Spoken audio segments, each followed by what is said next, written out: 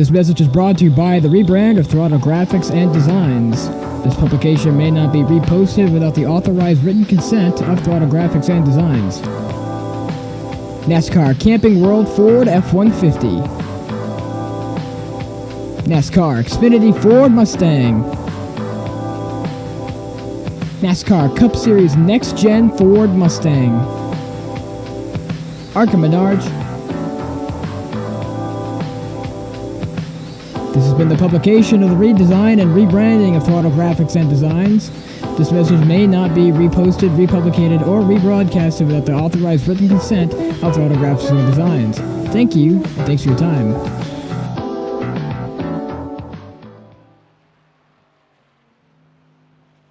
The bread and butter of the Saturday Night Thunder schedule is back in full effect. We've been to this track just about every season since the end of 2022, and so today will be no exception. Welcome to Joliet, Illinois. This is the Chicagoland Speedway, and the White Sox 180 is about to get underway. 120 laps of action, 180 miles, and now we are just minutes away from the beginning of our main festivities.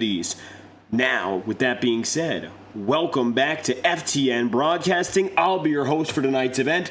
I'm David Troitz, commentating and producing. We've got a strong crowd of over 25 drivers ready to take the track tonight. It comes out to 28 unofficially total. So, qualifying has already been concluded. That's the first thing on the menu. Drivers, as we speak, are taking their final laps of preparation. Here's Chase Schaefer, two-time winner last season, looking to make his very first run on the schedule. Great to have him back. He'll be going up against now the multi-time winner, the one and only at the head of the schedule. We'll talk a little bit more about that as the season, of course, has gone on. A lot of new winners. It changed last week. We got our first multi-time winner. Schaefer to the top of the board in practice and qualifying, by the way, as he gets the pole position for the first time. He won multiple times over last season, and now he is threatening to do it again. Final practice has concluded, so let's quickly make our way to the main show in Chicagoland.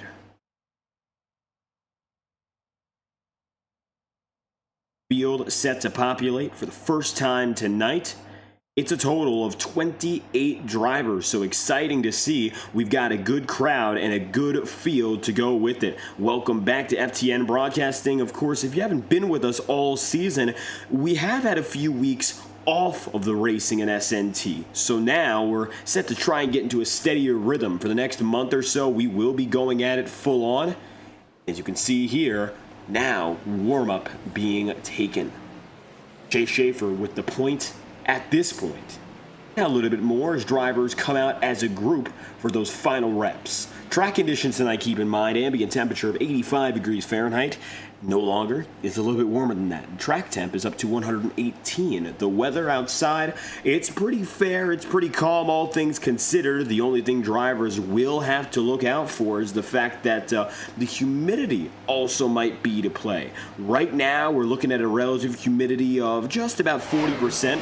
Which is a solid percentage. It's not anything too egregious, but if it does end up warming up on track even more than it already has, that humidity will play a major role. So I would say these drivers do have to watch out for that. They have been warned and they have the information at their disposal to make that call, whether they want to go for extra tires, which might end up happening as the night progresses. That remains to be seen. In the meanwhile, we're going to be right back after a message from our friends at iRacing.com, and we'll bring your starting grid right after this. Racing isn't easy, but experiencing it is. iRacing puts you in the driver's seat with the industry's leading sim racing game. Drive on laser scan replicas of the greatest racing circuits from around the world. Go head-to-head against other drivers chosen by skill-based matchmaking to ensure competitive racing at every level. Compete across all your favorite series. In officially licensed cars, engineered to deliver the most accurate driving experience possible.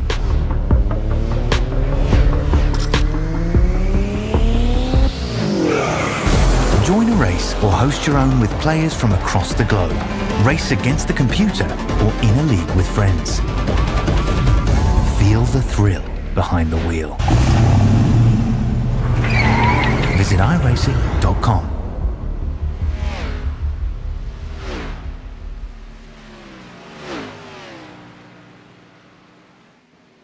Now, just a few more practice laps being taken, but as we return, pre-race coverage ends with the most important part of it.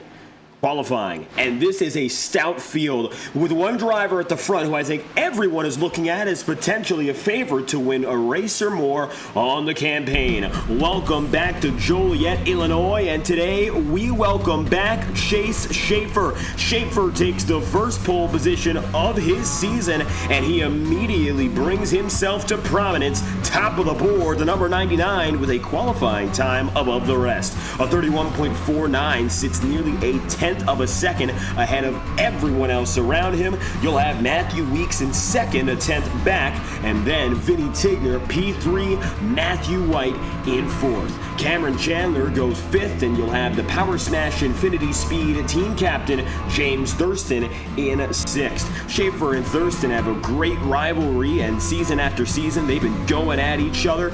More than likely, we're going to see more of that today. Seventh place is going to be Ashton Miller. P8 is Payson Lindsay with Kenneth Gorell in ninth.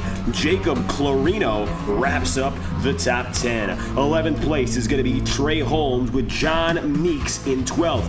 We'll have the number 54 of Merrick Watchorn making a debut, and then Daniel Silla in 14th place. Elijah Hoy 15th. Charles Savita-Reese in the 16th spot, and then you have Andres Varas and Joseph Miller just ahead of the 70 of Kurt Gibson and Michael Deitch to wrap up the top 20. 21st place will be the number 37 of Ethan Burrell. Aiden Donahue goes after that. He'll be in 22nd. 23rd place is then Braden Hunsicker. He's one of the first drivers not to take a time. You'll finally have Connor Asbell, Mike Hill, Tyler Seaver, Matthew Fastnot, and Curtis Stanford all as company at the back of the grid. And now, with qualifying said and done, your lineup is set. It's a total of 28 drivers going for the throne. Tonight, Chase Schaefer will start on pole, and he'll have the clear advantage to begin it from Joliet, Illinois. That's your starting grid, and just like that, final practice has concluded.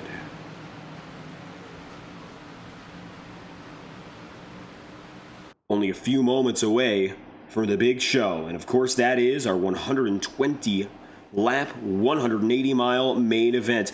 It's a fast track, Joliet, Illinois, Chicagoland Speedway, and it has speed, but it also has the intermediate strategy. Literally speaking, you have to deal with tire calls, you have to deal with fuel. You're not going to get away immediately just by doing one thing or the other. Even if you're the fastest driver, if you're not good with your strategy calls, it'll come back to bite you, and vice versa. You need to have pace. A lot of drivers are very quick just as a given at this type of track. The intermediates, we have a lot of practice in going to these venues, but it needs to be a well-rounded experience if anyone's going to succeed. And so that's something to look out for. Matthew White, the number 88, he's up on the high side here in the second row, waiting on your front runners, the openers, to kick this day off. Chase Schaefer in the number 41. He's made the switch full on. He's not going to be going with the number 99 in this series. And Jordan Kuntz, of course, has become his own icon with that number in this series. So Schaefer has conceded and is instead writing a new legacy with a different number. Schaefer takes it to the inside tonight. Matthew Weeks is right beside him. Matthew's great at the 2-mile venues. Tonight, I don't know if it's going to be more difficult just because it's not his best type of track, but he's looking to pull out some more success. Weeks is as strong as ever. Of course, he's coming in as a defending champion and a first-time champion at that. He's got all the energy now after, of course, we saw seasons of dominance from Jordan Kuntz. But as of late, it's gone any which way. Vinny Tigner, a champion. He had a great season to end 2024. To begin 25, it was all over the place, and it just happened to be Matthew Weeks better at the end. He had an amazing playoff run, and he truly came alive. So now, we're seeing parity And we're seeing it on the racetrack. Victory lane has not been dominated by any one driver. The only difference is that Schaefer sees behind him the two-time winner on the season. That is, of course, James Thurston. Thurston right now is alongside David Hamrick and Matthew White and Jordan Kuntz as winners so far on the calendar.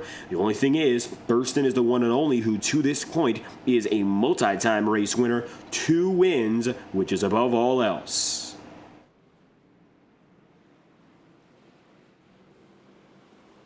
One lap to green this time by.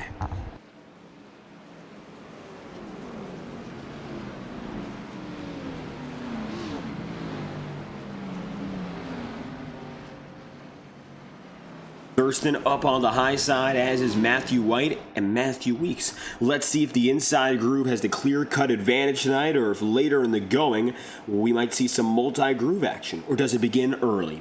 So, with the temperature that we have here, most likely drivers going to be dropping just to make sure they're cutting the distance as much. But if we have a long run, you can expect to see some drivers experimenting by going up to the top. Right now, I don't think that is the case, of course, in the opening laps. But if we go upwards of 50 laps under green, or even over 40, that might just be how it goes down.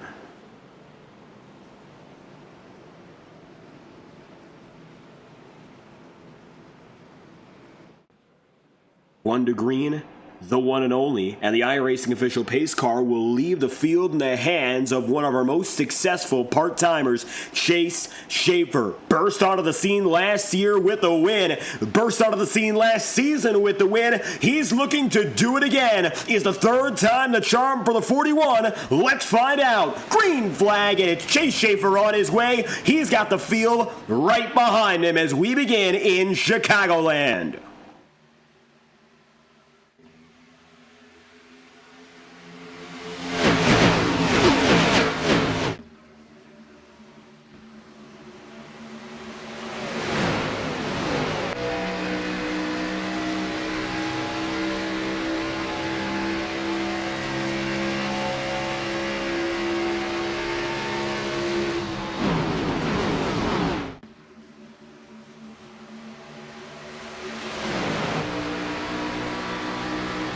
And so it begins. 3 wide for the race lead. Cameron Chandler gets down to the inside, and so he goes. It's the number 8 at the top of the lineup at the bottom of the racetrack. He's going to take it 3 wide low, and that's going to leave Chase Schaefer out to dry. He'll lose 4 spots consecutive order, and all the while, of course, he's got quite a lot to look after. Chase Schaefer now going to be in the thick of this opening pack. Let's see what can happen from here. Will there be an early rebound? Or Schaefer going to settle in? Cameron Chandler, feisty and quickly getting up to the race lead. It looks like he had no problem with it, up and taking it. He'll take P1 as he still searches for that ever-elusive maiden win. And that has been the talk of the season so far for the number 8. We've mentioned it every week so far. With the numbers he's been putting up, the statistical leader in top 5s and top 10s last season, matching James Thurston, and still doing so at a competitive level this season. He has been a top 5 driver this year, and yet more than 5 other drivers have wins. He is not one of them. Chandler has one position that keeps on finding a way to avoid him.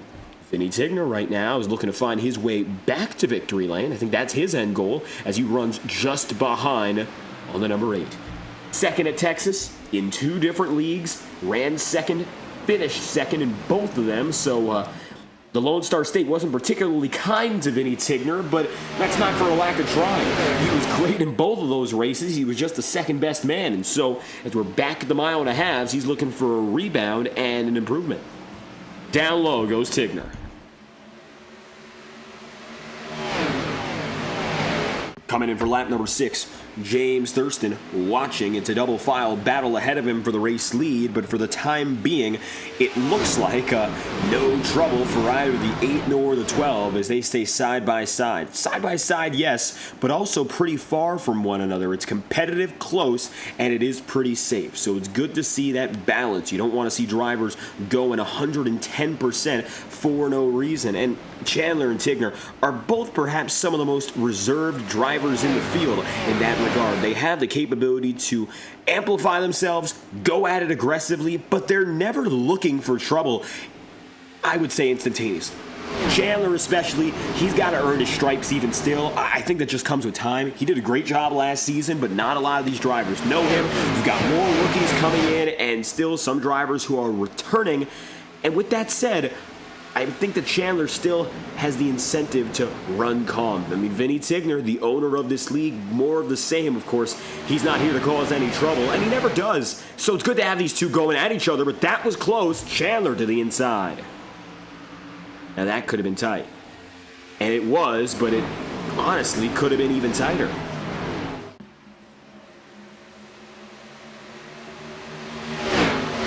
laps in out of 120, the driver, the number 8, remains within striking distance of the lead. Chase Schaefer, not so much. He has now dropped down into the 7th position from 1st in what has been a strong opening performance for guys like Chandler, Tigner, Thurston, all making gains. Now, Schaefer, who's the biggest loser of positions, is going up against the biggest mover on a positive side. That's Merrick Watchorn. Merrick going from 13th to 6th, up 7, while Chase Schaefer is down 7, into 7, as a matter of fact. And so now becomes the problem of Schaefer dropping back pretty fast. He lost the lead really quickly. And, of course, that could be a strategic call, get himself out of trouble. But it looks like a little bit more than that. And as it stands, he's still losing time and losing position. Ashton Miller in the number 79 goes by. And so another pass being made. That will move Chase Schaefer into the mix. Again, he could drop back further. Chase Schaefer 3rd place, and no longer is it double file ahead of him. He might have a shot to get himself further up in the podium.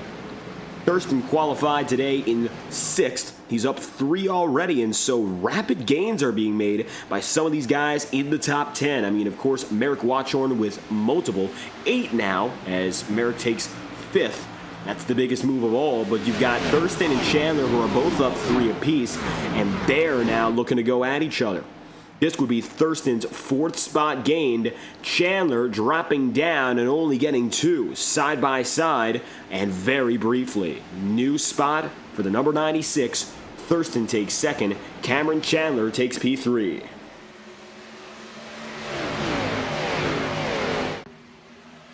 Vinny Tigner makes it across the line. And that for him will be lap number 11 completed. Looks like right now, the only driver he'll have to quickly worry about is James Thurston. Thurston coming up and quick to make it a battle. For the race lead, we have seen Schaefer, Chandler, Tigner to take it to the top spot. Schaefer not able to lead a lap just yet, and I'm sure that he's going to keep on looking for it, trying to find an opportunity to make it to the checkered flag. Of course, a winner. But right now, he doesn't have a lap led, and that's interesting to see. Dropping back and fast. 13 laps in out of 120. Watch back, Jacob Clarino now in a double file battle. This is at the tail end of the top 10.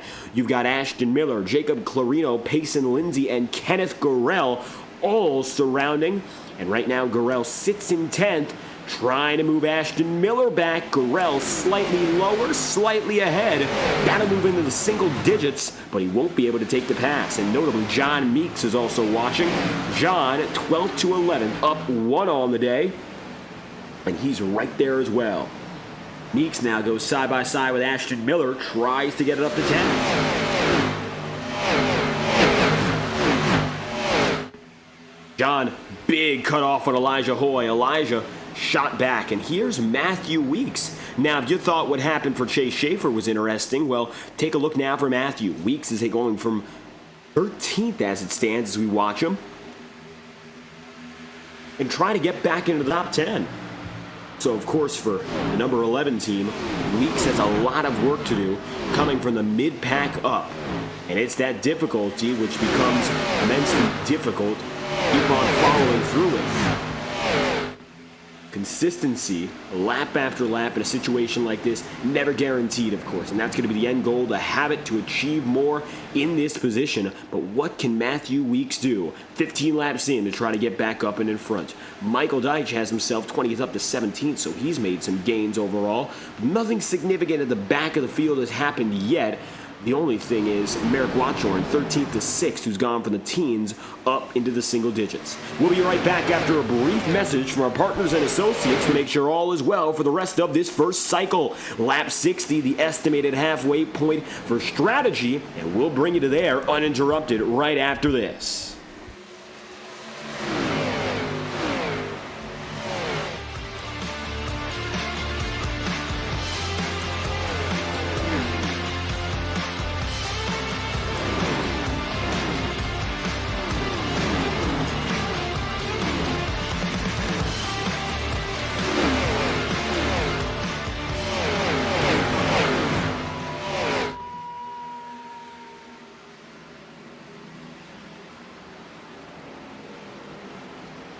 iRacing still coming off the back of one of its biggest ever updates just about 3 weeks ago. The user interface for these drivers looking completely different, and that's also the case for us. If you want to learn more about what's going on in iRacing, though, visit iRacing.com and register today. We're coming up on our Black Friday sales, and the winter season is one of the best times to look and figure out whether or not you can join the sim racing scene. Discounts of up to 50%, sometimes more. They are to be expected, and you'll see them many a time when it comes to December, and it all begins in just about a month and a half's time. November, not too far around the corner, so Christmas, Thanksgiving, the holidays coming through, iRacing, a great place to head to spend some of that time on the virtual sim racing circuit.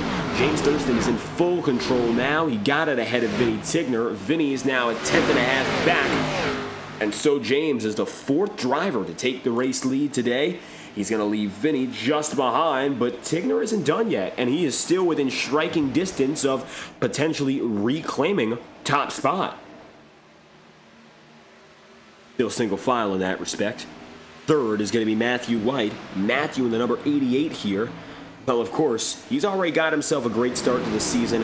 His very first non-SuperSpeedway win, that's where it came, in Texas. It took a long time to get there, but now White is looking like a regular contender to go out there and win. He was a great qualifying driver through much of 2024. We saw it last season. Then he was able to win last season in Talladega.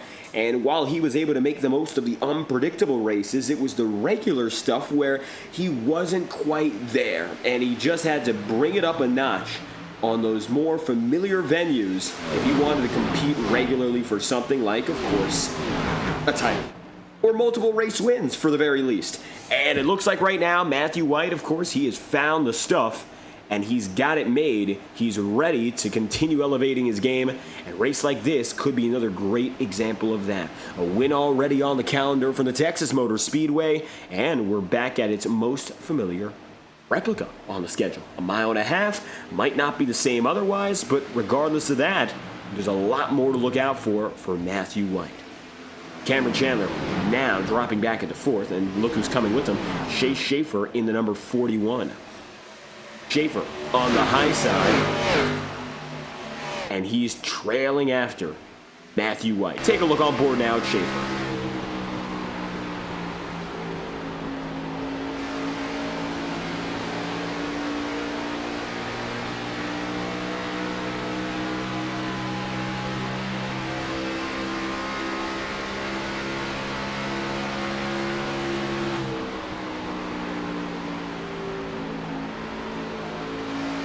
Schaefer now on the back of what could be a return to the podium, and he really settled himself in, and it looks like now he's going for third.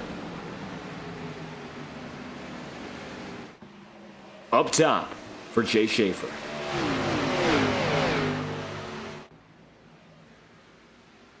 Side by side between Matthew White and Schaefer across the line. This one's for P3.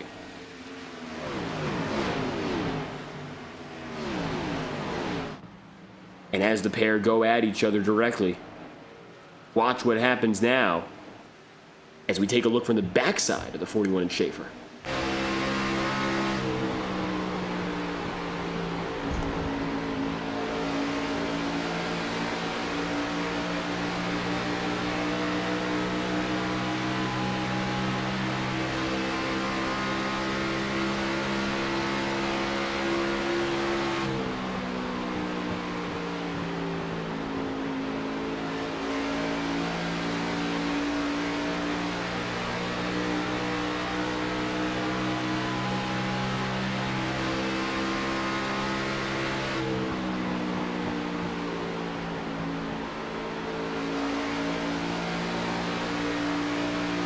Matthew White right within striking distance, looking for a pass, but he can't get there. And it looks like right now it is all Chase Schaefer for P3. Fell back outside the top 5. And luckily, he has very quickly pulled himself back into prominence. So it looks like no concerns so far regarding Chase's performance. He is back where he needs to be and ready to keep rolling. James Thurston, the 96, still ahead here. Thurston having a 3/10 advantage over Tigner. Then you got Schaefer in the number 41. Just after that, Matthew White, the 88, and 5th place, Cameron Chandler. Merrick Watchorn settling in very nicely, though. I mean, this 41 team on a rookie appearance, first time out here, coming from the mid-teens in qualifying, has not shown any signs of surrender. And that's what you like to see. Competitive nature, always been with the majority of our field. I mean, no doubt about that. But Merrick Watchorn actually does have a history of racing in the Cannibal iRacing series, which for a long while there was a prominent field. You had 2025 drivers. Guys like Alec Daffin were in that series. Daffin being perhaps one of the top 10 best ever to do it here in SNT. And that's when Watchorn was put on to SNT competition. So it took a long time. Daffin hasn't raced full-time in about a year now. But someone who's always comparable to that number 48 has made it clear that the level of competition here is right on the money. And Merrick so far outdoing expectations from being in the lower portion of our qualifying lineup. And now heading up, there's Matthew White again. Matthew in 3rd, watching as Vinny Tigner now behind him. So it's going to be White back to P3. That elevates Chase Schaefer up to 2nd.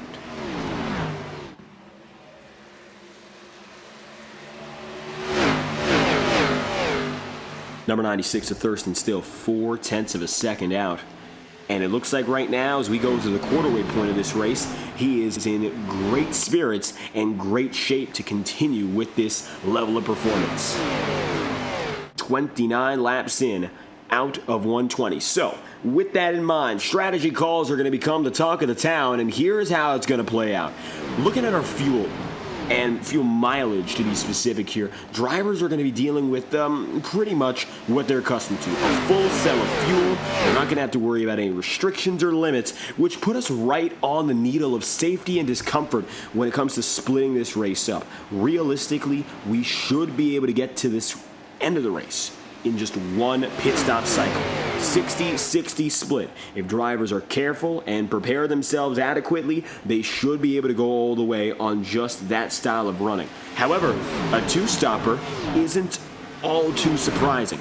If it ends up happening, we wouldn't be too shocked. That is the safer way to go about it. Drivers could come in during the 40s and or the 50s, and as such, well, it might not happen immediately. Some drivers in the back of the field might be inclined to do it different. At the front, however, John Meeks. Meeks is sliding, and we've got multiple drivers going down there. Here's Elijah Hoy.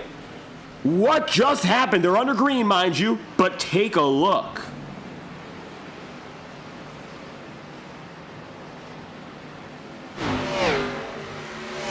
Watching this lap back with Elijah Hoy, and John Meeks just shot down, and then Kenneth Gorell and Hoy made contact. So two separate incidents there, as John went loose on his own accord and Elijah Hoy got tagged by the 57 of Gorell. And as such, James Thurston, Chase Schaefer, Matthew White still lead, and whatever that was, two sets of independent incidents, everyone gets away from it. Meeks gets down to pit road under power, and it looks like nobody's going to have any significant or critical damage that'll hamper their race. Chase Schaefer lurking on that quarter panel. Watch this. Driving to the inside for the race lead. And it's now going to be Schaefer to the point. Your pole sitter coming from the pole down to outside of the top 5, and the caution flies right as he takes the lead. Yellow's out. And the caution comes out at the perfect time for Chase Schaefer. Now, of course, to find out what exactly caused it? And that's the bigger question. Here's John Meeks, and Meeks looked to be out of harm's way at the time of the incident and looking to see when the yellow flag came out. This is your first yellow flag of the day, and when the yellow flag signal went, majority of the field was put together. So as you can see the backstretch, a lot of drivers as we look overhead, and race control might have to help out and give us that signal. And we'll see what happened. As it stands, everyone getting away with minimal damage, and we're assembling the field to confirm. John Meeks 1 lap down. And he's the only driver currently in that status. Everyone else on the lead lap. So we're looking at, it looks like a late yellow flag following the first set of incidents. Cautions out. Chase Schaefer, as he had 35 laps to go, is your leader. And has returned to the top of the pylon. And he's ready for our first set of pit stops.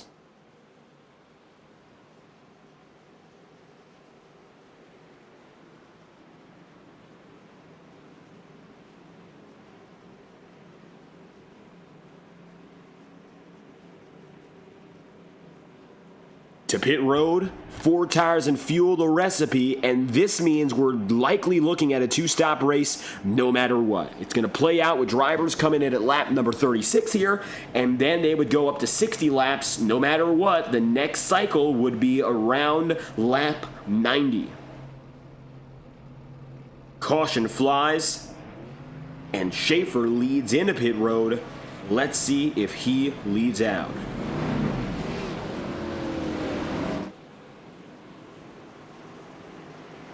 4 wide for Matthew Weeks, Vinny Tigner, and company there. Cautions out. Of course, and pit stops rolling through. Winner off pit road is the man who led them in. Chase Schaefer's got it made.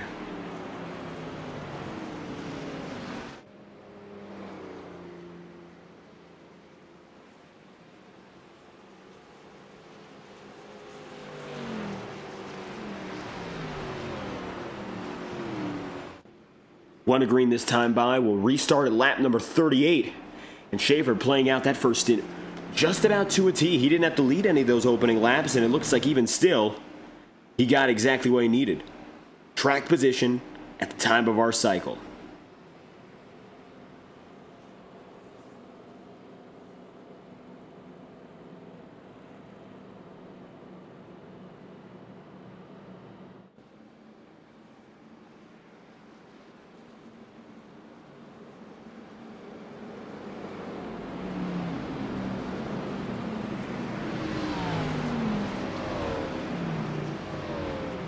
Double file with James Thurston up high. Thurston making it up from 6th to 2nd.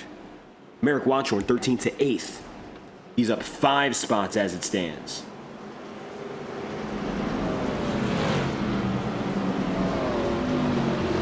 Double file all the way down. Ashton Miller, Ethan Burrell, Trey Holmes are in the bubble for the top 10. 21st up to 10th. 11 places gained now for Burrell, who was in the background through the opening run. And it looks like right now he's looking to make himself top priority as we get back to business.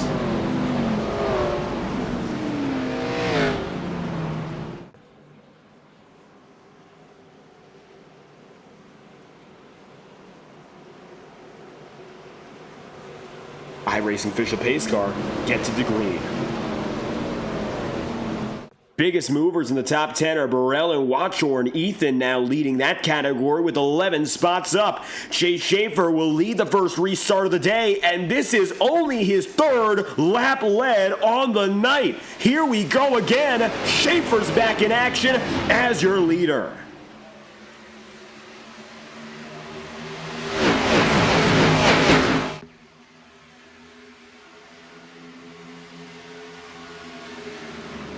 Chandler now down low. Thurston right up onside him. Double file all over again.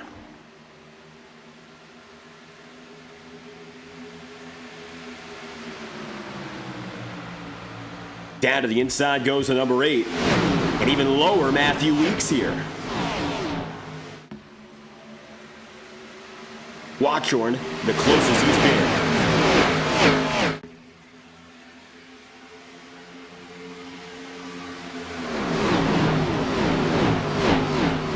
29 out of 120, splitting them 3 wide. We haven't seen much of that so far, but now another opportunity. Matthew White right up to the top of the board.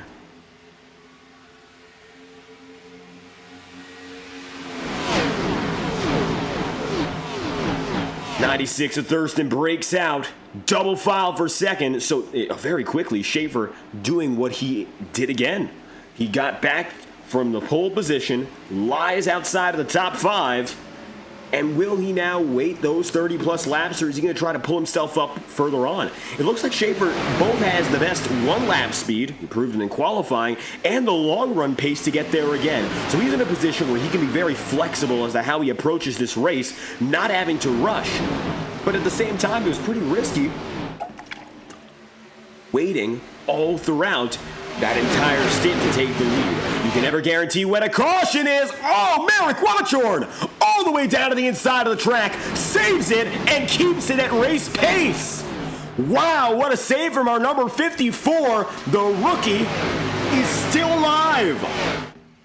Have a first race rocketing down to the inside of the track at 150 miles an hour. Can you believe it?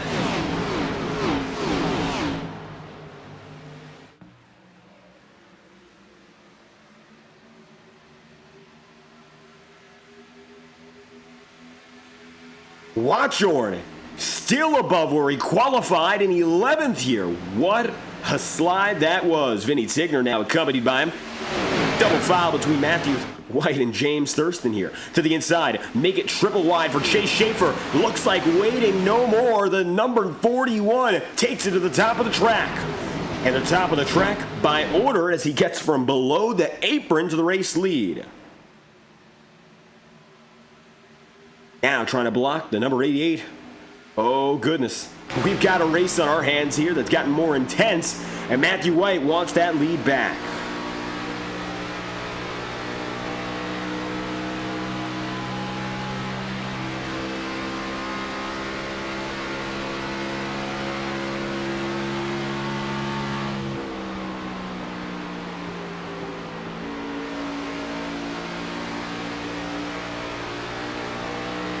While Matthew White is now going to be the leader of the chase against Chase Schaefer, you've also got the Hornets' Nest still brewing battles. Braden Hunsicker on the middle 3. The drop down to the inside.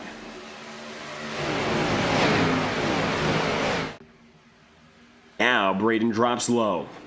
And that's the thing about Chicagoland Speedway. It has perhaps the most pronounced racing apron. Flat. There's no banking there, not a lot of support, but what you get out of it at the same time is the capability to go down there and cut more distance than really in any other circumstance, which means that for Braden right here, he can go lower and lower and just keep doing so without much a problem. And as it stands right here, the 00 machine, not going to do it again, but being on the inside gives you an extra lane to work with. That's something you don't have in the middle, especially don't have it in the middle. It's actually worse in the middle because you can get boxed any which way, and you don't have it up high. So that's a unique advantage of being down to the bottom. Oh! Payson Lindsay up the track. We got trouble. Miller, Ethan Burrell, the caution down.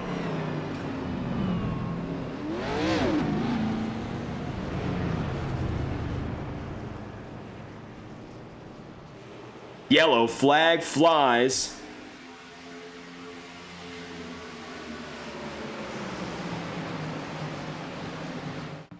And Lindsay was squeezed by Watchorn and Burrell there, shot up the track, and Joseph Miller just not able to avoid it. Caution flies. And take a look from Miller's perspective, as it looks like really he was jammed up there.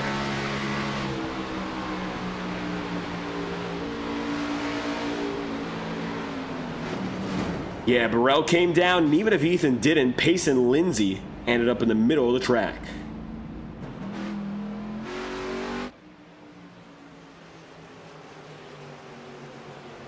.47 laps in out of 120. Caution flies. It's your second of the day. It's going to be Matthew White, who just barely beat Schaefer out at the time of the yellow.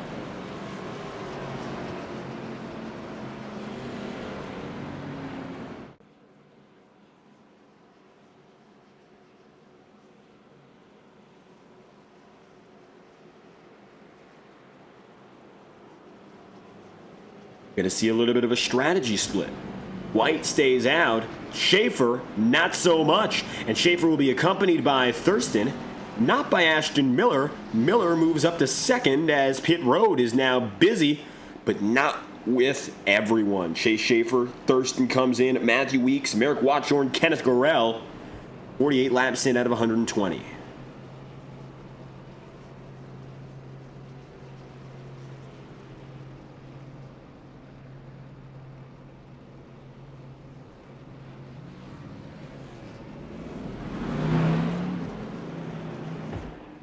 Schaefer gets ahead, and then just after him, you'll have Jacob Clarino with Matthew Weeks. Clarino getting ahead of the number 11, and then Kenneth Gorell. Joseph Miller also coming in. Looks like he'll take his faster pair, as does Payson Lindsay.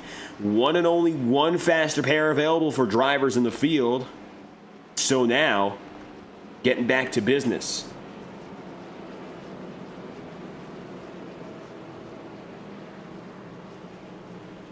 Matthew White, Cameron Chandler, your top two.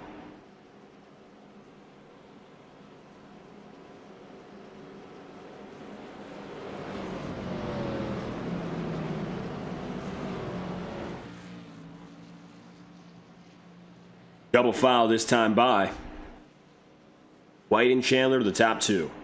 They're ready to go at it. Ashton Miller able to make some gains here, but who is the biggest mover of all now in the top 10? He's accompanied by some very close peers from the back of the grid. Braden Hunsicker is one of them, 23rd up to 4th. He's now up 19, 22nd up to 6th. Say hello to Aiden Donahue. Donahue is now finding himself up 16 on the day. So we've got two big movers within close company.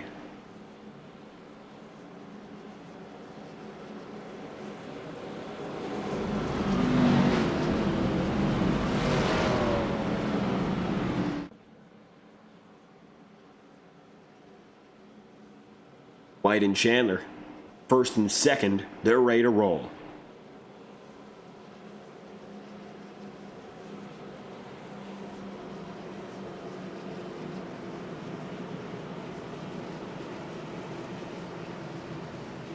Chase Schaefer, thanks to this pit stop cycle, going to fall back to the lowest he's been. That's the number 41 in 12th. Outside of the top 10 for the first time tonight. Didn't take a lot, of course, for him to get back up from just outside the top 5, but it's a little bit different now with more distance. Here we go. Green flags out. The number 70 dropping Kurt Gibson into the back end of Daniel Silla. Daniel, 14th to 7th, also as high as he's been. And the top 10 looks a little bit different with a few holdouts. Green flags out. And after a short stint to your second caution, Matthew White holds his own.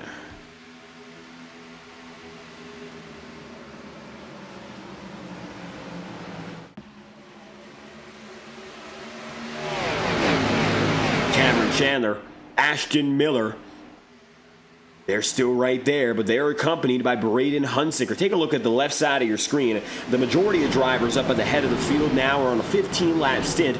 Chase Schaefer is leading those on a 3-lap stint, and on the back half of these guys, he's already coming up quick. Schaefer with a little bit more power and more than that traction on the inside, which means he can pass and fast across these drivers.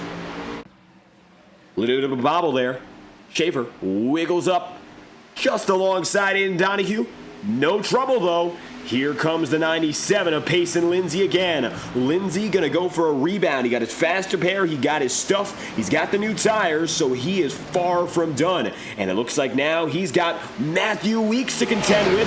Weeks takes up to the high side, all the way up to the top of the track. In fact, here goes Weeks. Now just behind James Thurston. Watch as they begin to infiltrate. You're beginning to see the front of the field change as drivers with newer rubber are getting the top spots. White as low as it gets. And 53 laps in out of 120 there. Drivers having a complete blip out. Everyone's still together, but no trouble.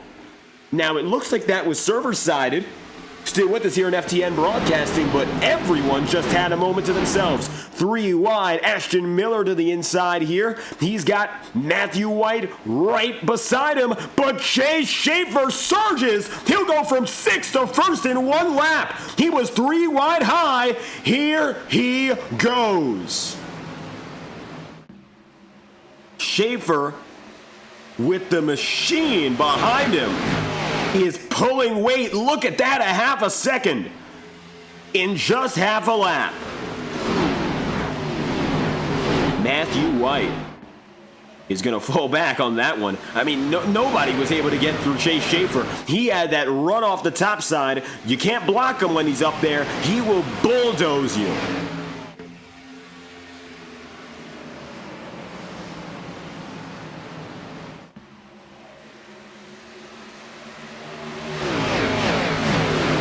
White is going to watch Merrick Watchorn here take a look aboard.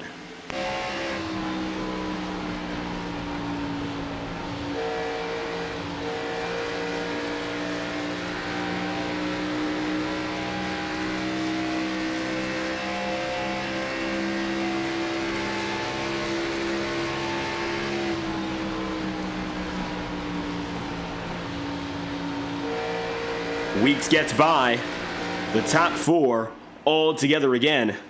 Payson Lindsay, Chase Schaefer, James Thurston, Merrick Watchorn, now your top 4. And add to that, Watchorn inside the podium. Lindsay has come out of nowhere at the same time.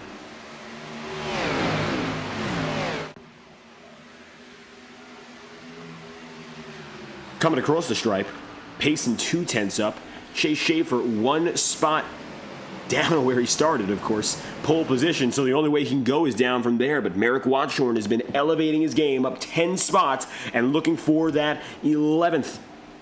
13th up to 3rd. Merrick Watchorn on a mission, making it 2nd place.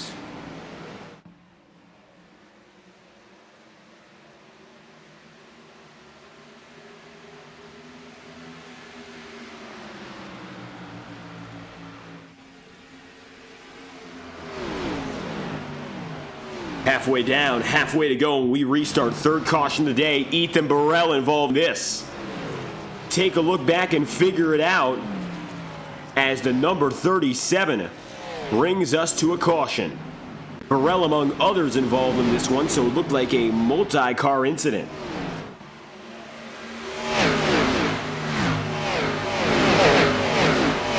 Ethan heads low, and as he does so here, side by side with Gurrell and Elijah Hoy. Elijah's on the high side, Burrell all the way on the bottom, and yep, contact down. Tyler Sevier takes Tigner and Burrell and has the worst of it, spinning down to the inside. Vinny Tigner is also collected, and Vinny in the 12 catches a piece and is able to roll out. 4 drivers drifting off at once, and the yellow flag flies for what is our 4th caution of the day. Biggest incident so far, but not a lot of damage accumulated across any one driver. Payson Lindsay and Merrick Watchorn, the new top 2, and for the first time tonight, both of these drivers are in their respective positions. Payson started 8th, Merrick started in 13th, and 11 spots have been gained by Merrick. You've got 7 up for Payson Lindsay. So 20 positions gained across your top 2 drivers who are now in full control of the field.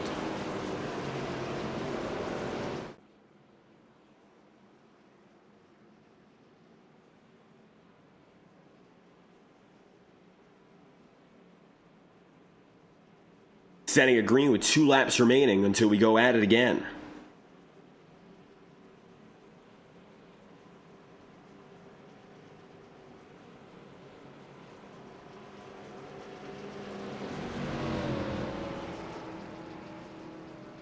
Pit stop cycle at the halfway marker. If we go green, this would last the rest of the way. Schaefer, then Weeks, then James Thurston. The 1-2-3 combination on the way out.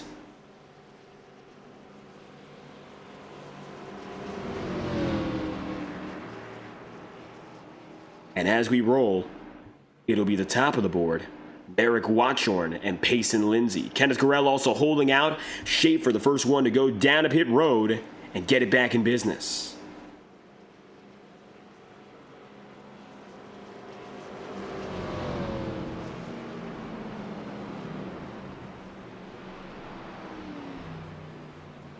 1 to green. Will restart at lap number 62.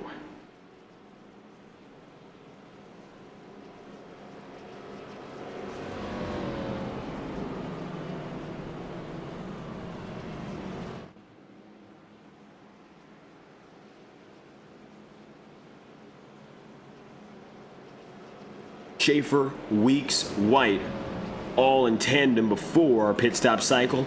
Now a little bit more division. But let's see what happens as the field breaks up again. We got multiple strategy calls running at once. Some drivers on the 13-lap stint, well, it's only 3, and then the majority of the rest of the pack just went down and in. 13 laps has made a big deal so far. Distances less than that strategy-wise have also proven a huge impact as well. So, highly likely that we are going to see Chase Schaefer elevate, get to the top, and immediately take hold. Well, let's find out what's next.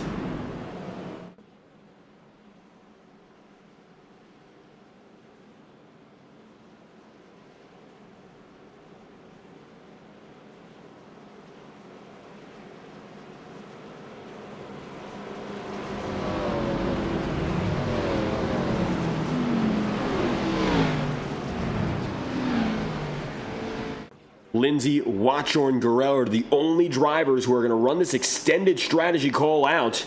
Otherwise, the rest of the field has gone in for what is, for the most part, a third pit stop run. To pit road, this time by goes only your pace car. Pace and Lindsay coming back from an incident in the previous caution and now leading the way. Here we go again. Pace into the top of the board. Green flags out for restart number 4. Watchorn, Schaefer, and Kenneth Gurrell all as company.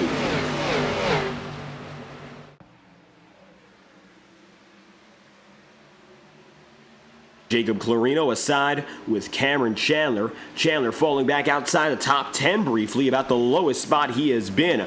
Pressured by Braden Hunsicker and Clarino alike. James Thurston, 6th to 6th, back to where he qualified here. Ethan Burrell also in the top 10, 21st up to 7th for Burrell. You got to look back, 23rd to 8th. That's Braden Hunsicker. Side by side, and it could be 4 wide, and yes it is. Hunsicker, Weeks, Burrell, and Thurston down the back straightaway, 4 abreast. Here comes the 37, and contact. Clarino up the track, and he will save it. Not even getting in the wall. Jacob Clarino from the bottom of the track all the way up top keeps it together, and he does it at over 160 miles an hour. What a save from Clarino to keep the field under green. Unfortunately, he is going to take the most of it and fall back to 21st. And he's no longer in the Hornet's nest, but it's better than being wrecked. Burrell and Elijah Hoy with some minor contact there. Now Elijah falls back on a 3-wide run. Vinny Tigner gets down to the bottom, and it's double file all over again. But emphasis on where it is now, because quickly it could change. Schaefer is in 7th. Chase, no matter how long he waits, it looks like now the common theme is that he gives it a little bit of time to breathe, up in front anyway, and then goes at it. Side by side, the 72 and the 41. 3 wide, Daniel Silla. There's Daniel there with James Thurston. Oh, a little bit of contact from the 41 to the 6, and vice versa there. Just a nudge. Luckily, nothing bad comes of it, and now the second half of this race is on its way. We're going to see what happens next, and of course, one more pit stop cycle might come to pass, but it doesn't have to come to pass any longer. All but 3 drivers now have gone down to pit road after lap 60, and with that being said, they can all, by the numbers, make it to the end of the race. It would be just about 90 miles worth of time. 90 miles to get through 60 laps. So, fuel cell-wise, there is absolutely no problem for drivers doing that. They can go there and get the job done, finishing off what would be a solid race, all things considered, just on this final stint. Strategy-wise, it could get more complicated if there's another caution, particularly in the next 25 laps or later. Later in the going, the more likely drivers will have a reason to go down and into pit road. There wouldn't be much of a reason if we have a pit stop, say for instance, right now or at the very, very end of the race. When it's at the end of the race, you don't want to sacrifice track position. When you're at the beginning of a run on new tire, you have absolutely no reason to go in. But when you're in the middle of those phases, there becomes more reason to think about doing something different. So, right now, I don't think it's the case that anyone's going to go in if we had a caution at this moment. 25, 30 laps from now, I think you would see the whole field. 50 laps from now, where we're right on the bleeding edge of an overtime, no, nobody would go in. Unless you're absolutely desperate for new rubber, or if everyone decides it's the right thing to do, it would be an all or nothing moment. But I wouldn't be surprised if it ended up being nothing right now, and it could be everyone later. Definitely a mix in the middle, and that all comes down to whether or not we stay green. Connor Asbell side by side with Cameron Chandler here, 72, and the number 8, Elijah Hoy, still 15th to second and 23rd to first, the man Braden Hunsicker. Take a watch from behind him as Braden might be going for a first win.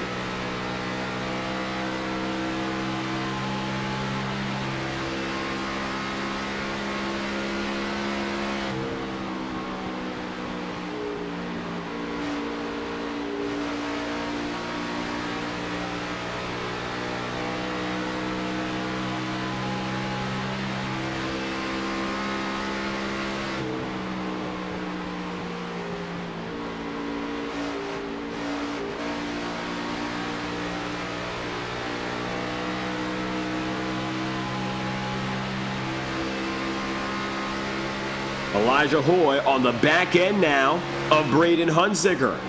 To the outside goes the 7.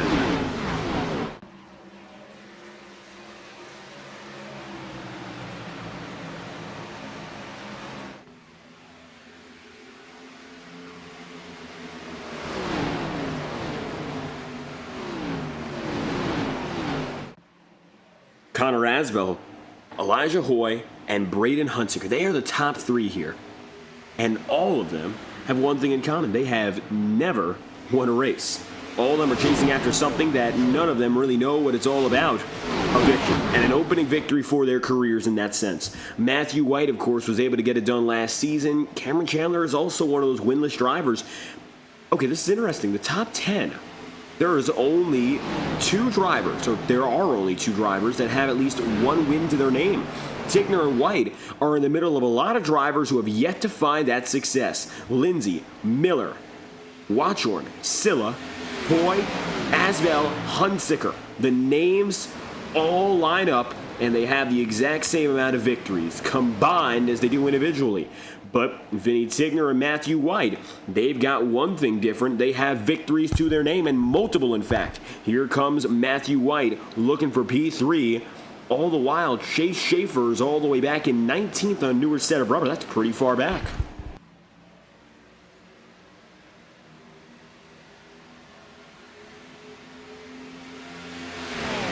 It's a new top 10 and a new podium. 23rd to first for Hunsicker. 24th to second for Connor Asbell. These two started on the same row of the grid. They started on row 12, and they're here together on row 1 of the racetrack. That is perhaps a shock to say the least, but with how long these races are strategy-wise and all the opportunities that they present, there's never an issue as to whether or not a driver from the back can go up there. If you don't qualify, and these drivers didn't qualify, time-wise, they did not take a time, so they just showed up by virtue of being in the field. They didn't take a time, so we don't know what they would have put down in qualifying, but it looks like the race pace is carrying them through. And when you have this level of race pace, very little else matters relative to where you are. It just comes down to confidence to execute, and right now, both Hunsicker and Asbell alike look very confident in where they are. Connor, of course, now feeling the heat as Braden tries to get the lead from him. Braden is a multi-time top 5 finisher with some podium experience. Connor Asbell has seen his way around the top 3 as well, but that top step has remained ever elusive. And I'm thinking that Hunsicker in particular, he's going to be fighting for it as one of those drivers who doesn't have a lot of experience under his belt.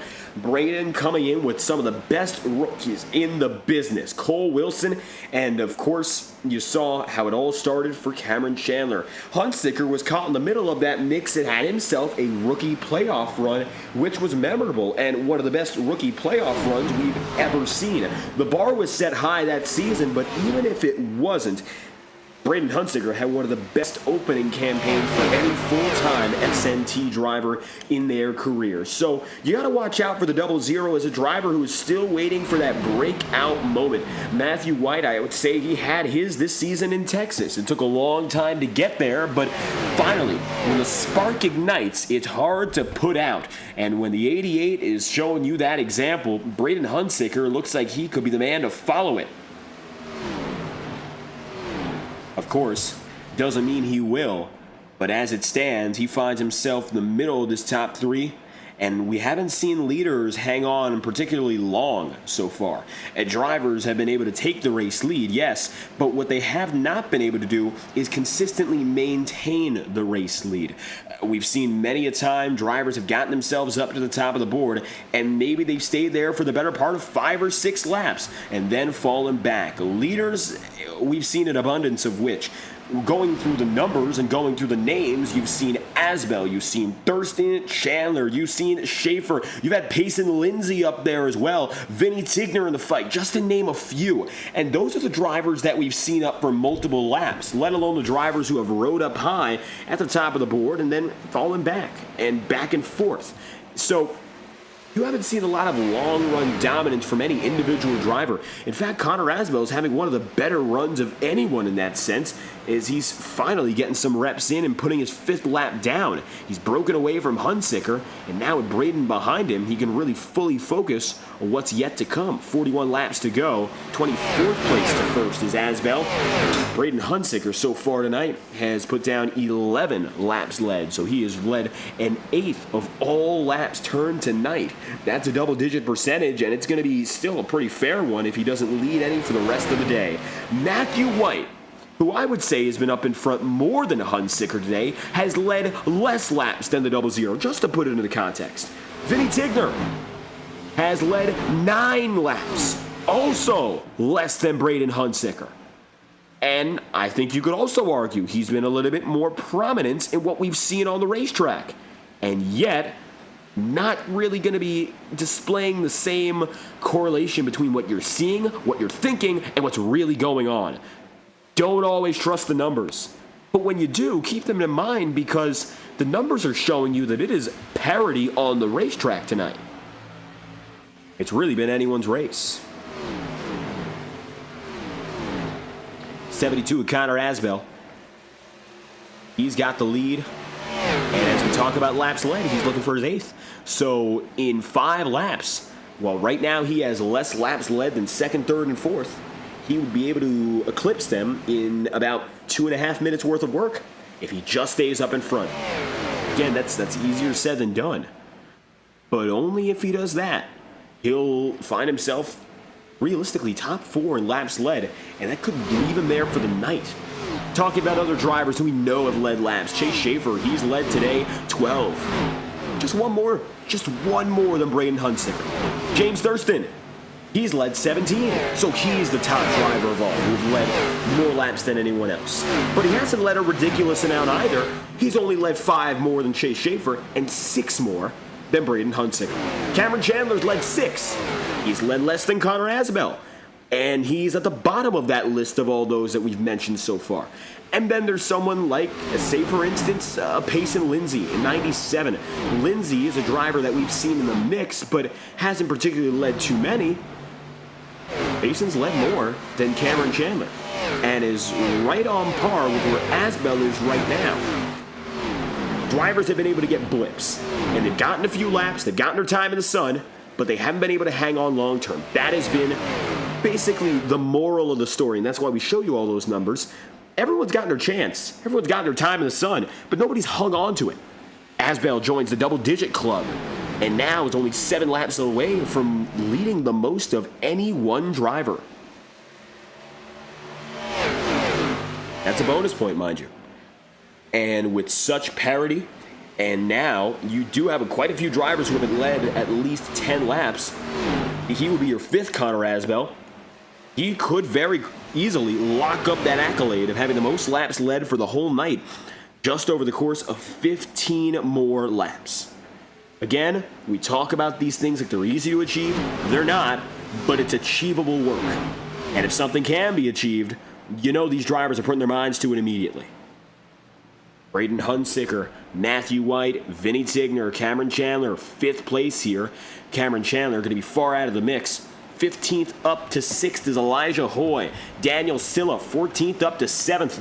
He's got himself 7 places gained. He's had a great night. Daniel's not a driver that we've mentioned too much. He's been a part-time driver with a few smart starts back and forth, but it's been sparingly. And it looks like tonight he has come out with the force of one of the best of them. Daniel Silla. In the number 6, you have the 7 of Ashton Miller. Miller is just about where he qualified. He started in 8th. And then you got Elijah Hoy. Elijah also exceeding some expectations, going from 15th to 6th. So the mid-pack, qualifying-wise, has really come alive. You have more drivers who started outside the top 10 than you do in our current racing top 10. Oh, contact there between Silla and Elijah Hoy. 6-7 on contact there. The 79 looks to come through. 17th to 10th for Andres Varas. 13th to 9th for Merrick Watchorn.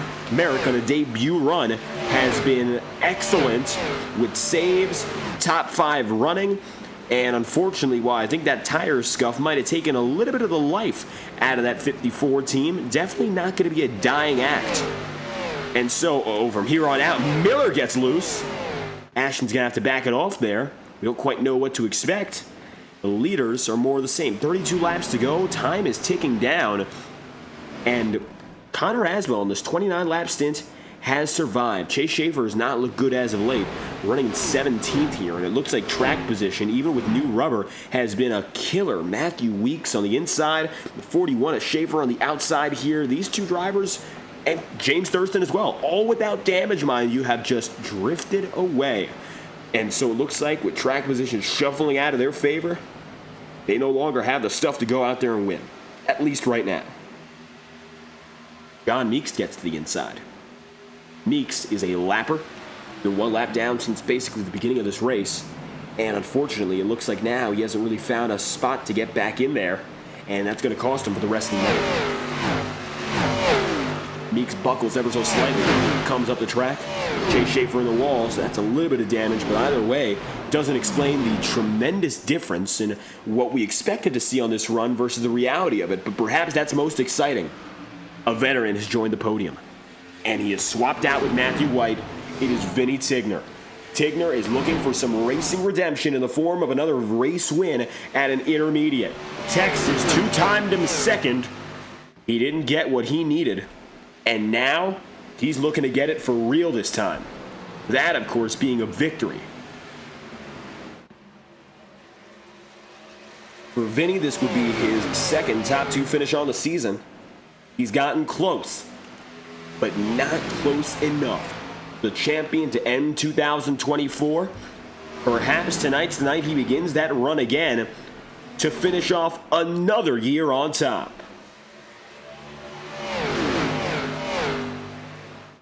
"29 laps remaining. Connor Asbell now, keep talking about the numbers, has matched James Thurston with the most laps led on the night. 17. He's looking for his 18th this time by. And as he comes through turn 4, he will find it. That is Asbell for 18. With how many drivers we've had coming and going, taking the race lead, it is a shock to see that Asbell of all is the most present, the most prominent by numbers, and he has not yet been denied. Interestingly enough, as you watch behind, Braden Hunsicker and Vinny Tigner, while they've gotten ever so slightly closer, they have not nearly touched the surface to get close enough. Leading is a big challenge when you're in a situation like this, of course, where you're watching behind. The dirty air gets to you. And while you might have yourself some good stuff in starting strong, getting right up to your competitor's back bumper, passing is infinitely harder than it is, say, for instance, to go out there, make the move. Aggression is one thing, but when you find the opportunity, it's rare. That's the thing about it. And right now for Tigner, Huntsicker alike, I don't think they found the opportunity, and they understand that. 27 laps to go. Let's see now what happens next. The gap is about a quarter of a second between the 00 and the 72 of Asbel. Tigner is in third place. Matthew White is in fourth. Cameron Chandler in fifth. Ashton Miller in sixth. And Daniel Silla is in seventh here. Merrick Watchor, Andres Fares, Ethan Burrell, 21st up to 10th.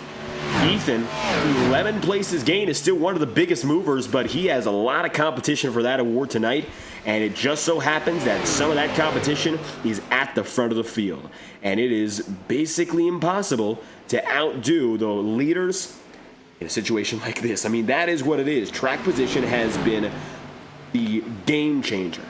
Having it on this final restart has taken Asbel and Huntsicker and Tigner and made them different, from solid drivers who were running in the middle of the field to now the top dogs and the talk of the race. And as long as they keep it clean and things go their way and they get a solid run to the end of it, they will not quit and they will not find any interruption until the very end. 25 to go.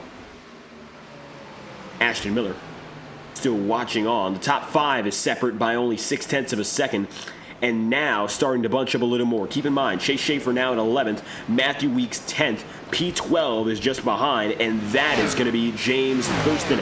Merrick Watchorn dropping to the inside, and that's because Merrick went to pit road for a final stop. Asbel coming through with 23 laps remaining now.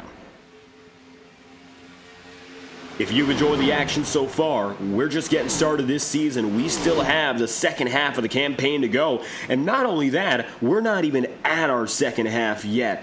After Pocono, that's when the fun really begins, as the final run of the season kicks off. Playoff racing begins November 8th, and we go until the end of December. So if you've enjoyed the action this season, stay with us live on FTN. And with 22 laps to go, this time by, we are going to watch and wait and see if Braden Huntsicker can make the move. If he doesn't, we'll throw it to a crank it up to end the night. But right now, it's as close as it's been. Asbel, Huntsicker, Chandler, 1, 2, 3, and the fourth man is Vinny Tigner. Now it looks like the stakes are higher and the distance is cut. Watch here and take a lap on board with Braden Huntsicker as he goes at it.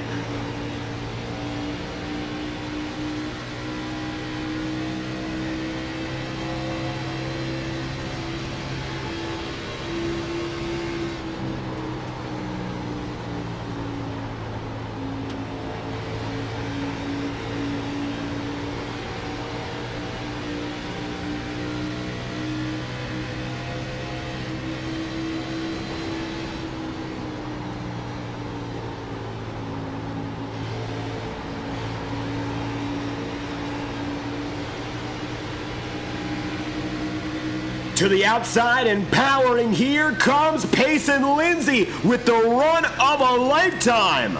And Lindsay is doing that as, of course, a hard charger and yet a lapper.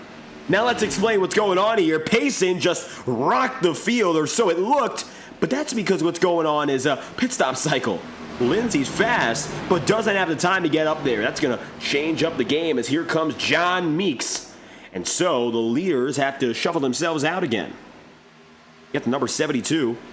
That, of course, is still Connor Asbel with the top of the board. Now less than 20 laps to go. Connor, all of a sudden, is in his own world when it comes to laps led, 27 of 102. And it looks like by the numbers, he hasn't locked it up yet, but it is very unlikely that he will lose the most laps led title. He is getting shaken up and down by the lappers here. But so is the field behind him. It's still all even.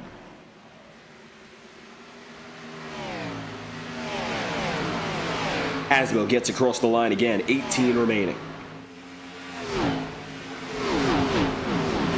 Braden Hunsicker 23rd up to 3rd, and now back up to 2nd. Cameron Chandler gets by Vinny Tigner, and your podium is now all drivers looking for that first win.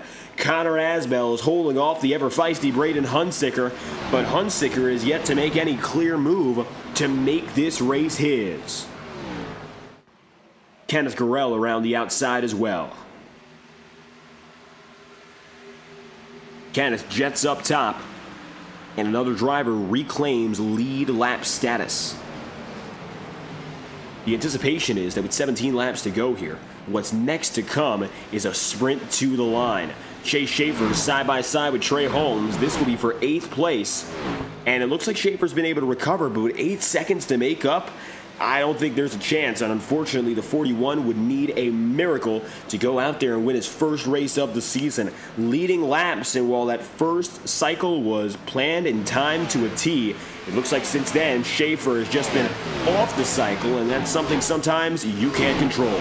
16 laps to go, and now we really have and fanned out. Merrick Watchorn going by as a lapper, and you'll see those final drivers conceding to pit road, and we got a little bit of time to spare until the checkered flag falls. So courtesy of Whiplash Simcams, let's crank it up now with 15 laps remaining. iRacing's best camera provider is unlike any other, and if you want to become a broadcaster, there's no better place to start with the best equipment.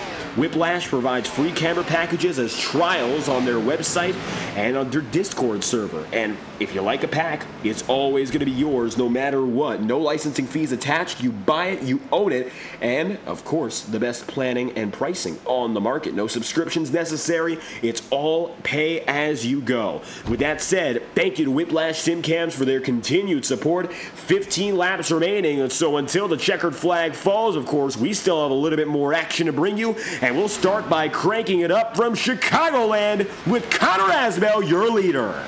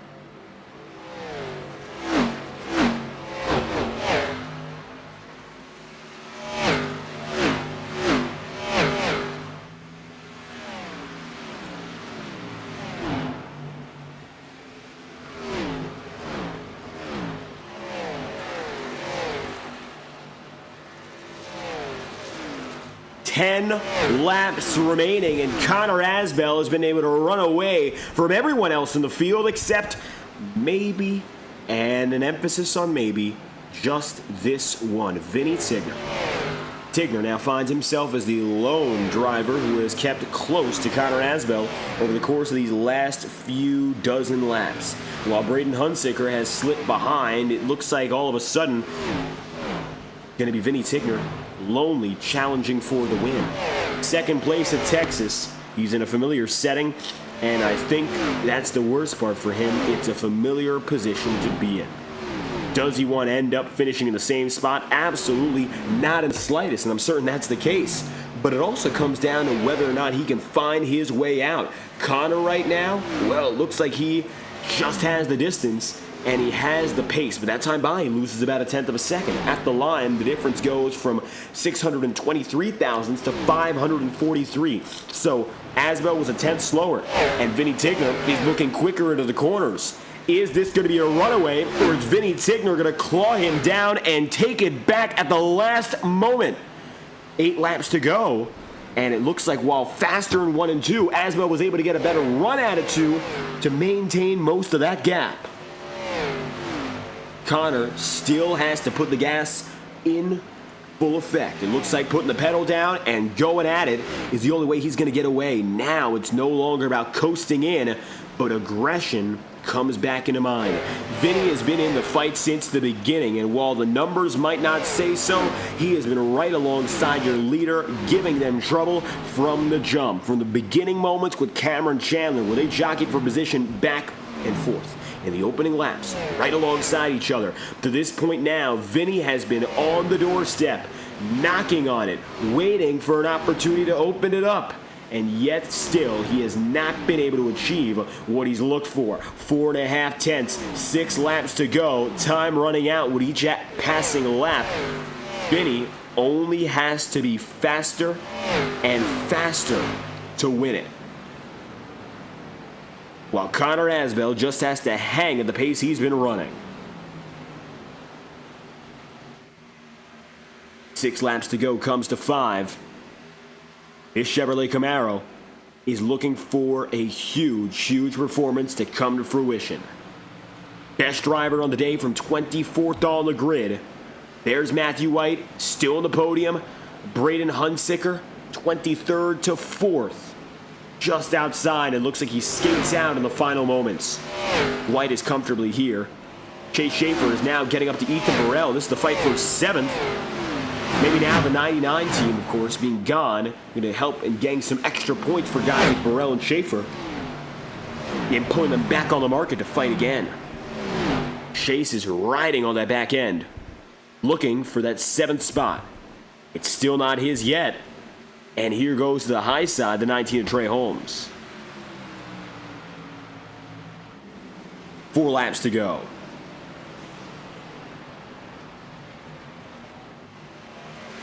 Holmes surges high. That's going to take one from Schaefer. And Chase now having to make up 2 if he wants to get back up to Burrell. Ashton Miller also in 6th here is going to watch and wait. Ethan Burrell tries to get low, so we got multiple spots up for grabs in these last moments.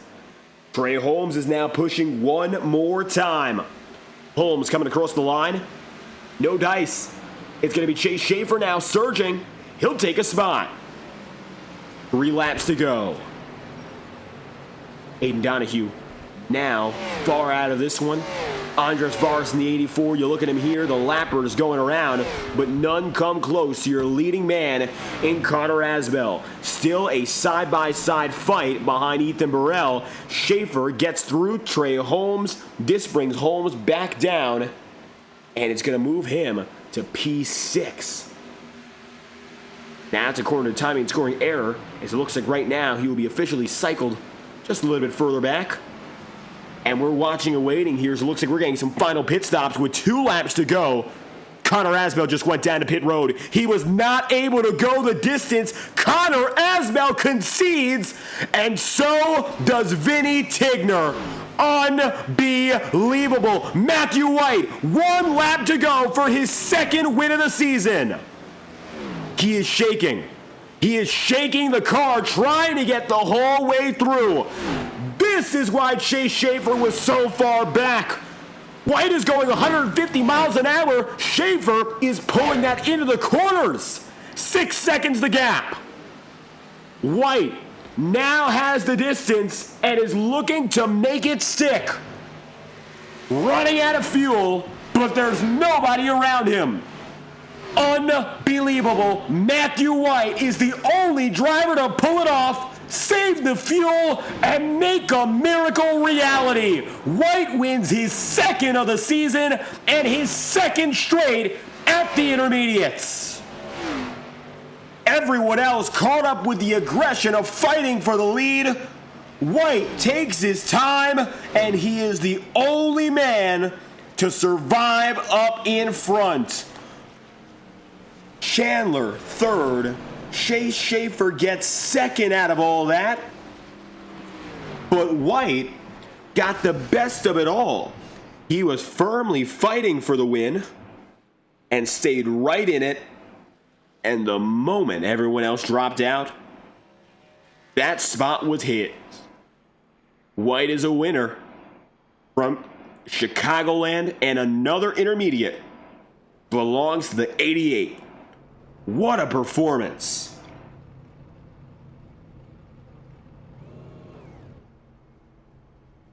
And now to celebrate.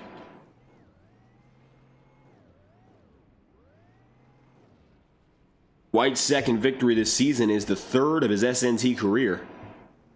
And he is slowly but surely rising the ranks. Talk about a breakout moment in Texas. And he ran strong today, while, of course, the 72 of Asbel looked poised to do it by virtue of hanging on so well at the end. He could only make it to the 2 to go marker, and in not finishing the job, it's all Matthew White tonight. What a shocker. 13 laps led, and he gets those final 2 to himself by the skin of his teeth.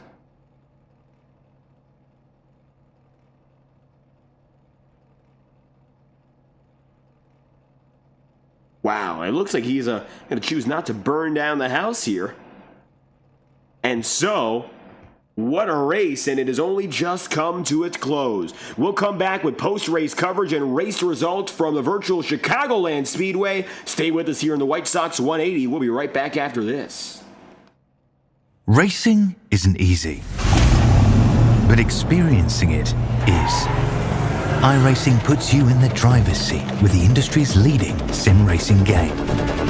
Drive on laser scan replicas of the greatest racing circuits from around the world. Go head-to-head against other drivers chosen by skill-based matchmaking to ensure competitive racing at every level. Compete across all your favorite series. In officially licensed cars, engineered to deliver the most accurate driving experience possible.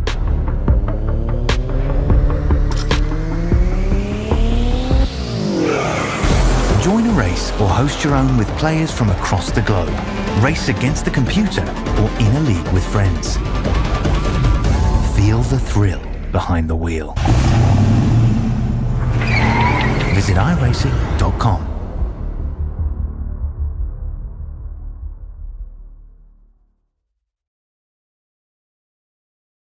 From Chicagoland, Matthew White pulls off an unthinkable comeback just by biding his time. White was in the mix, but it didn't look like he'd be the race-winning favorite until all fell down around him. Connor Asbel and company went down to pit road, and saving fuel got him across the line. Chase Schaefer finishes in second today, with Cameron Chandler then in third, Ethan Burrell in fourth, and Matthew Weeks rounding out the top 5. James Thurston returns for 6th place as Trey Holmes, Braden Hunsicker, and 2 first-time drivers end the top 10.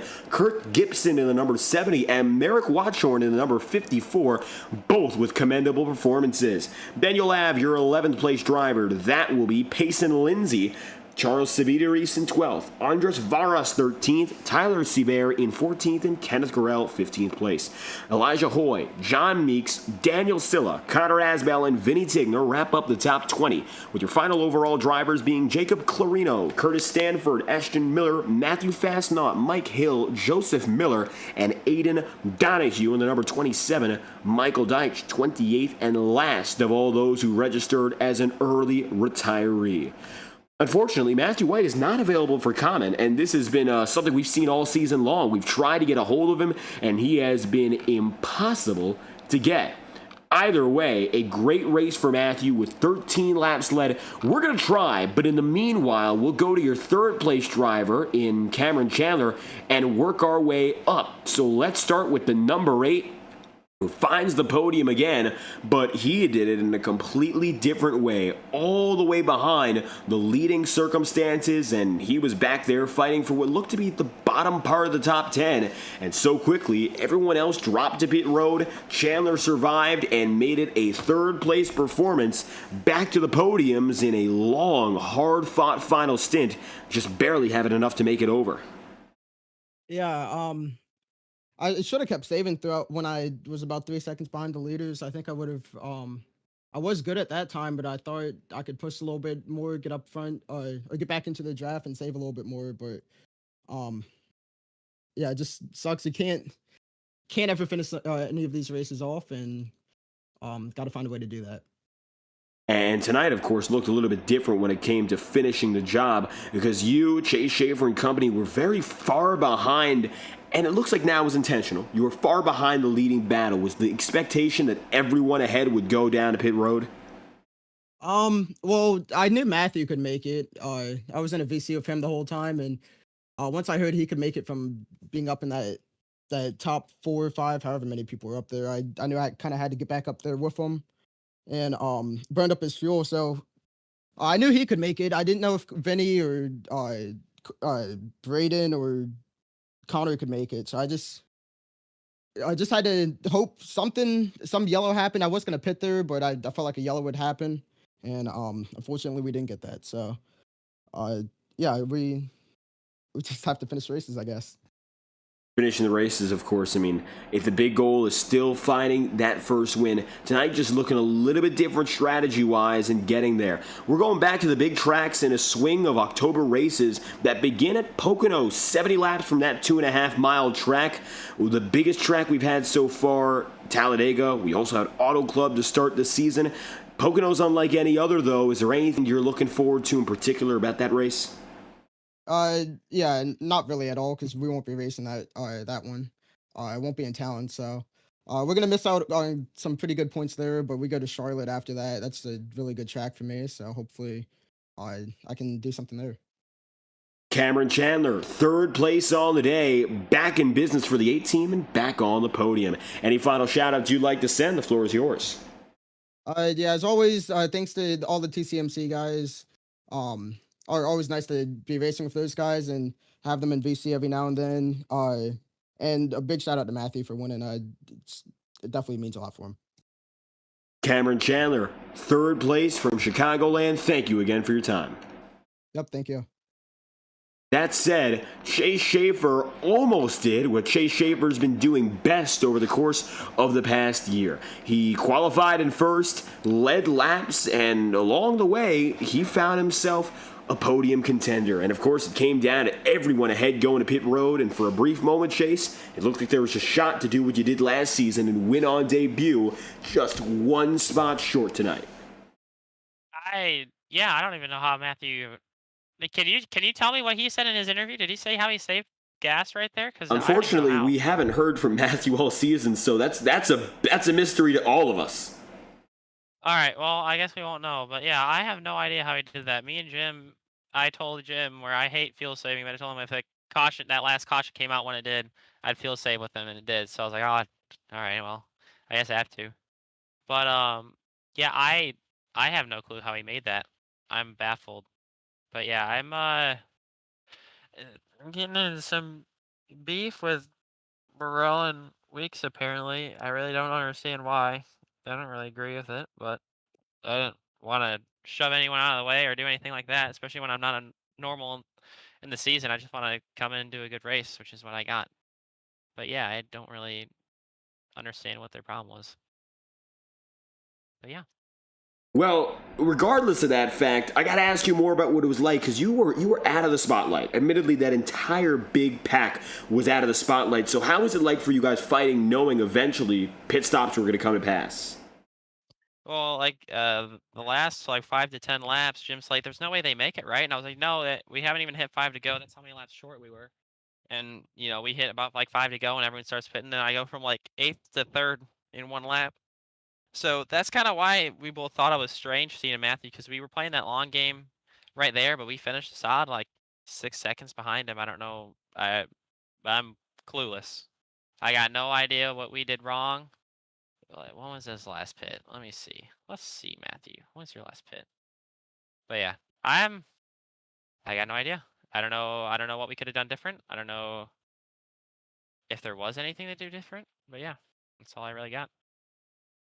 With that said, tonight, a great start to the season. Maybe not what you expected and not winning, but regardless, you're back and your presence is clear on the podium. With that said, next week, Pocono, do we expect to see you back? We'll see. Next week I'll be in college, so probably not. But yeah, I had some free time tonight to be able to hop on and do a good race. So yeah, I'm glad that I was able to race with these guys. It's a lot of fun. I didn't mean to make anyone upset or anything. I know I'm not a regular. I don't want to impede on anyone's championships or whatnot. But yeah, I had a ton of fun. Nice little what's that 180-mile race. Yes, indeed, 180. But yeah, pretty fun. Well, Chase Schaefer, second on the day, back in business here in SNT. Any final shout-outs you'd like to send? Floor's all yours. Follow. I forget what my Twitter is. I changed it. It's either Chase Schaefer or Monster Designs on Twitter. That's all I got. Well, Chase Schaefer, P2 on the day. Just like that, the Monster Designs 41. Back in action and strong. Thank you for your time. Yep, thank you. Schaefer comes through second. We heard from Cameron Chandler in third. Matthew White is another mystery race. We don't know how he did it. And it's clear that since we can't hear from him, we might not know for the rest of the season. But White has hit his stride and has become the second straight driver to win their second race on the season. He now matches James Thurston in that regard, and he is ready to take on another in the Pocono Raceway. That's up next Saturday night. Long Pond, Pennsylvania plays host to the Tricky Triangle. It's a one of one. There is no other. And so it will be Long Pond, the next venue, next Saturday to kick off October racing in Saturday Night Thunder. Until then, I've been your host, David Kreutz, commentating and producing. If you enjoyed, make sure to leave a like on the stream and subscribe to the channel.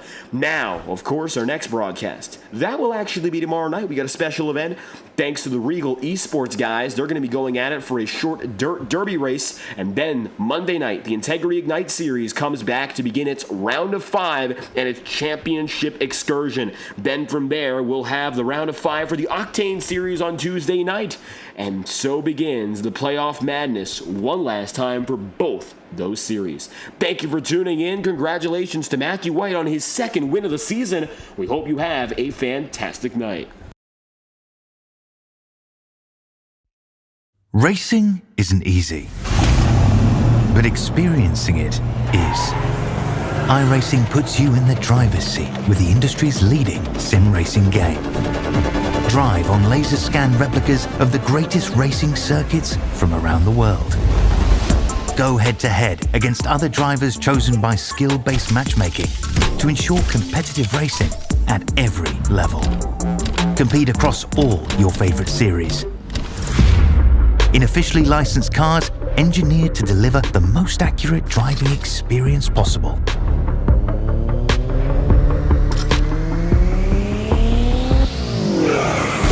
Join a race or host your own with players from across the globe. Race against the computer or in a league with friends. Feel the thrill behind the wheel. Visit iRacing.com.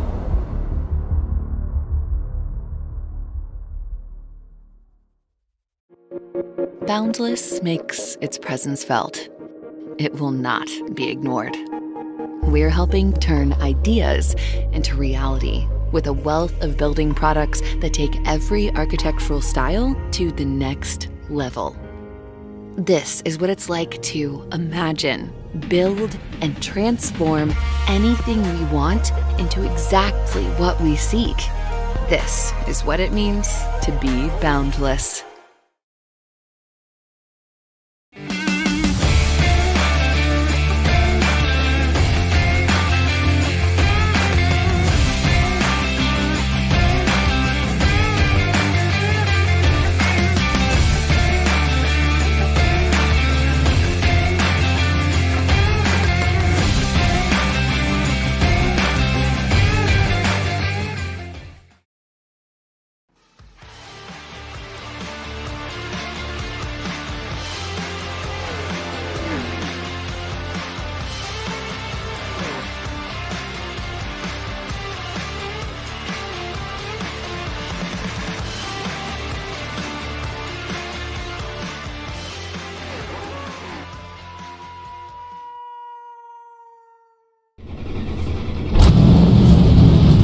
Welcome to the Underdog Racing Podcast, where we talk to NASCAR drivers from all over the great country of America.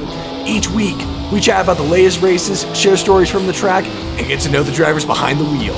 We break down the action, hear from drivers about their experiences, and dive into what drives them to keep racing. Whether you're a longtime NASCAR fan or just curious about the sport, this is the place for you.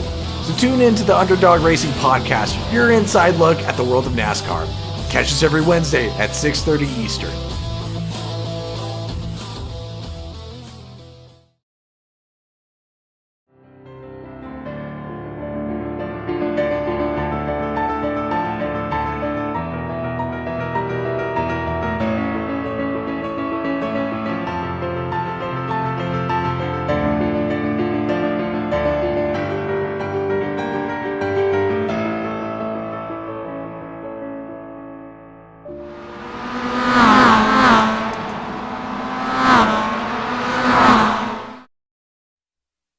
This message is brought to you by the rebrand of Throttle Graphics and Designs. This publication may not be reposted without the authorized written consent of Throttle Graphics and Designs. NASCAR Camping World Ford F-150. NASCAR Xfinity Ford Mustang. NASCAR Cup Series Next-Gen Ford Mustang. Arca Menards. This has been the publication of the redesign and rebranding of Throttle Graphics and Designs. This message may not be reposted, republicated, or rebroadcasted without the authorized written consent of Throttle Graphics and Designs. Thank you, and thanks for your time.